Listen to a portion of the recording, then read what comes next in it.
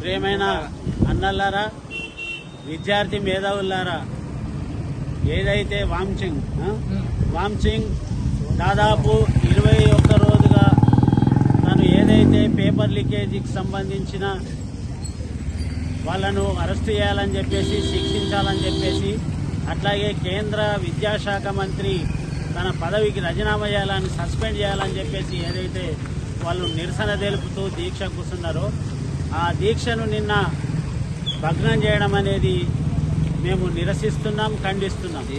ఎందుకంటే ఇవాళ ఆయన భార్య కూడా ఏమంటుందంటే ఈ ఆసుపత్రిలో తప్పుడు రిపోర్టు కూడా ఇచ్చే ప్రమాదం ఉన్నది, కాబట్టి మా భర్తను అందులో నుంచి రిలీజ్ చేయాలా ఆ దవాఖానల నుంచి అని చెప్పేసి, మరి ఏమేమి ఆయనకి అయిందో అదంతా రిపోర్ట్ ఇవ్వమని చెప్తే రిపోర్ట్ ఇవ్వడానికి నిరాకరిస్తారు. అట్లాగే ఆయనను అక్రమంగా అరెస్ట్ చేసి తీసుకుపోవడం అనేది చాలా అన్యాయము.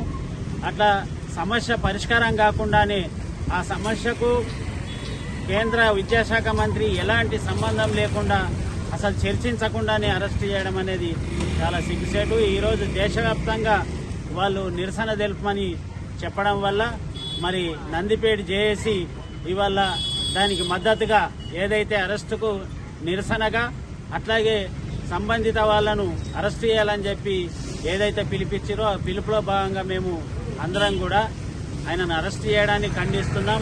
అట్లాగే వాళ్ళు ఎవరైతే దోషులు ఉన్నారో వాళ్ళని శిక్షించాలా, కేంద్ర విద్యాశాఖ మంత్రి రాజీనామా చేసేదాకా ఈ పోరాటం ఆగదని చెప్పి తెలియజేస్తున్నాం.